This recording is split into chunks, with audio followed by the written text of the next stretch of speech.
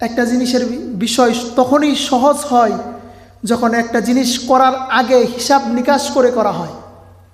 স্বাভাবিকভাবে দেখেন, আমরা যখন বাড়িতে অনুষ্ঠান করি, অনুষ্ঠান করার সময় একটা স্বাভাবিক বিয়ার অনুষ্ঠান করলেও 300 মানুষ একত্রিত হয়। এই 300 মানুষের হিসাবটা আপনি বারবার, একবার, দুইবার, তিনবার, আমার ভাইয়ের বন্ধু আছে 10 জন, আমার বোনের পরিবারের আছে 7 জন, আমার নিজের পরিবার, আমার বন্ধু বান্ধব আছে 30 জন। আমরা কিভাবে ফাই টু ফাই করে হিসাব করি মাত্র 300 জনের মেহমানের জন্য। আপনি একটা ঘর নির্মাণ করেন, যখন আপনি একটু হিসাব করেন তো, 10 লাখ টাকার একটা ঘর যখন আমরা নির্মাণ করি, এই ঘরটা বানানোর জন্য বারবার বন্ধুবান্ধব নিয়ে বসি, এই ওই জায়গায় এতটি রড লাগবে, 10 বস্তা সিমেন্ট লাগবে। আরেকজনে বলতেছে 10 বস্তা দিলে হবে না, লাগবে 15 বস্তা। আরেকজনে বলতেছে 15 বস্তা না, মিস্ত্রিরা মিথ্যা কথা বলে, তোমার লাগবে 18 বস্তা। কথা ঠিক না? একটা স্বাভাবিক ঘর নির্মাণ করার জন্য আমরা যেই পরিমাণ হিসাব নিকাশ করি, আমাদের সারা জীবনের ঘর কবর, সেই কবরের জন্য আমরা কয়দিন হিসাব নিয়ে বসেছি। যেই যে আমার 25টা বছর পার হয়ে গেল, আমার 30 বছর পার হয়ে গেল, আমার 70টা বছর পার হয়ে গেল। এই 70 বছরের ভিতরে আমার একটু হিসাব করার দরকার যে আমি কতটি ভালো কাজ করেছি আর কতটা খারাপ কাজ করেছি। একটু হিসাব নিয়ে বসেন না, আমাদের হিসাব নিয়ে বসা দরকার। রাসূলুল্লাহ সাল্লাল্লাহু আলাইহি ওয়াসাল্লাম বলছেন, মুতু ক্বাবলা আন তামুত, মরার আগে মরো, মরার আগে মরো। আর মরার আগে মরা তো এই বলতে এই বোঝানো হয় নাই যে মরার আগে তুমি মরবা, ইঁদুরের বিষ খায় মরে যাও, বিষয়টা এরকম না। এই জায়গায় বোঝানো হয়েছে, একটা মরা মানুষ যখন দুনিয়া থেকে যখন একটা মানুষ বিদায় নেয়, মারা যায়, তখন সেই মানুষটা সোজা হয়ে যায়।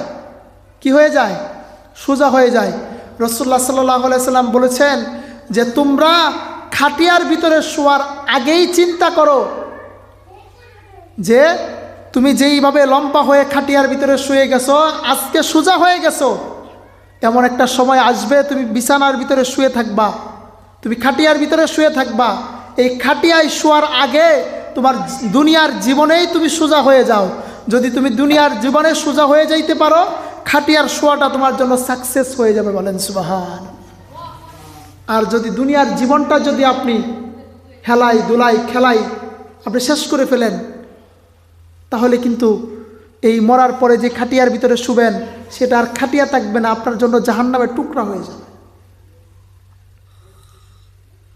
যে কথাটা বলতেছি যে আমরা স্বাভাবিকভাবে একটা ঘর নির্মাণ করার জন্য যেই পরিমাণ পেরেশানি আমরা, সেই পরিমাণের অর্ধেকও কোনো দিন আমরা বসি নাই যে আজকে আমার 30টা বছর পার হয়ে গেল, আমি কি করেছি এই 30টা বছরের জন্য, আমি কিসের জন্য দুনিয়ায় এসেছি।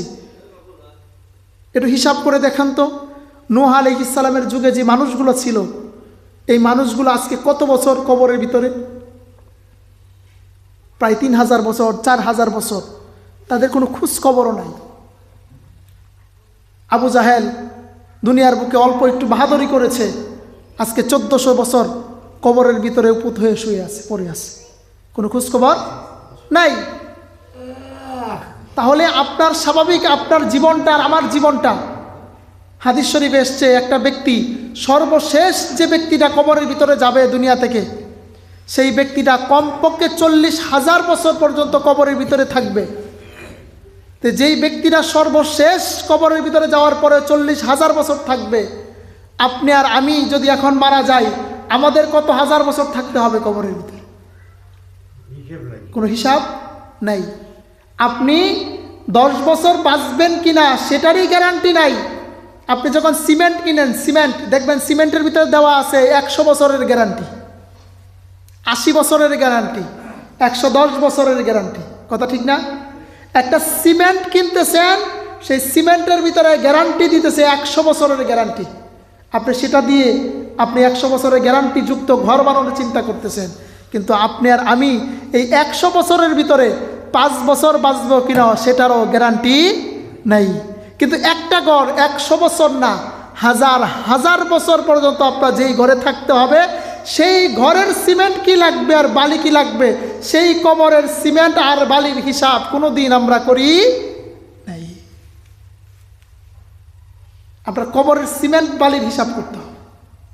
আমি কবরের ভিতরে কি নিয়ে থাকবো। আপনার দুনিয়ার জীবন যদি বাঁচেনও, মনে করেন আপনি দুনিয়ার বুকে লম্বা হায়াত পাইছেন, 300 বছর, 500 বছর। 500 বছর মানুষ মনে পৃথিবীতে নাই বর্তমানে। মনে করেন 500 বছরই বাঁচলেন, তারপরে তো কবরে যেতে হবে, তারপরে যেতে হবে। কথাটা এই জন্য বলতেছি, একটু খেয়াল করেন।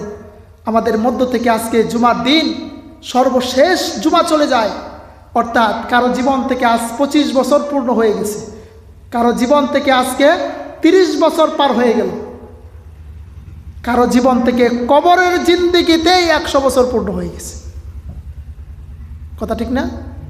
এই ছোট্ট একটা জীবন, একদম ছোট, নাই বললেই চলে।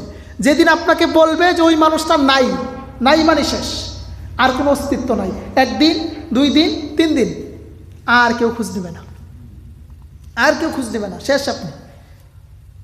একজনে বলেছিল, একটা মানুষ যখন দুনিয়া থেকে চলে যায় তখন এমনভাবে চলে যায় 1 দিন 2 দিন পর্যন্ত মনে হয়, 3 দিনের মাথায় বা 5 দিন বা 1 মাসের মাথায় মনে হয় এরকম একটা মানুষ যে পৃথিবীতে ছিল এটার অস্তিত্বই থাকে না।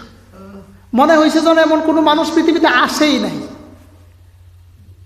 আপনাকে স্বাভাবিকভাবে একটা হিসাব দেই, আমাদের বর্তমান রাজনৈতিক অঙ্গন খুব গরম, খুব গরম না? কিছুদিন আগে একজনকে হত্যা করা হইল, শাহাদাত বরণ করছে, হাদি নাম, ঠিক না? সারা বাংলাদেশ গরম, সারা বাংলাদেশ গরম। এখন আপনাকে প্রশ্ন করি, যেই মারা যাওয়ার পরে 3 দিন পর্যন্ত গরম ছিল, আছে গত 3 দিনের ভিতরে কয়বার ওর নাম স্মরণ করছেন একটু বলেন তো দেখি, কয়জন আছেন? মানে এরকম মৃত্যু তো আর হয় না স্বাভাবিকভাবে, বাংলাদেশে খুব কম, নাই বললেই চলে। এত লম্বা জানাজা, এত হইচই, এত কিছু। বলেন আপনিও, আপনার আমিও কিন্তু কম বলি নাই তাদের কথা, কম বলছি? বলি নাই। যেই জায়গায় যাই, চায়ের স্টলে যান, ঘরের ভিতরে যান, রাস্তায় যান, শুধু শুধু খালি একটা বিষয় আলোচনা। মাত্র 3টা দিন পার হয় নাই, গত শুক্রবারে জানাজা হয়েছে, আজকে 1 জুমাবার, আজকে 1 শুক্রবার, মধ্যে মাত্র 2 দিন গবেষণা ছিল, আজকে 3 দিনের মাথায় মানুষের মাথার ভিতরে নাই, পরে রেখে দেয়। অর্থাৎ আপনাকে এই জিনিসটা সে শিক্ষা দিতেছে যে এত মহানভাবে তার জানাজা হয়েছে, এত কঠিনভাবে সারা দেশ জুড়ে সমালোচনা হয়েছে, আলোচনা হয়েছে, তারপরেও এই মানুষটারে 3 দিন পরে, 1 সপ্তাহ পরে আজকে মানুষের মাথায় নাই যেরকম একটা মানুষ মারা গেছে। আপনি আর আমি তো কোনো চিন্তা ভাবনাই মানুষের ভিতরে নাই। আপনি আমি মারা গেলে আমার মনে হয় না 3 দিন পরে আপনার খোঁজও থাকবে।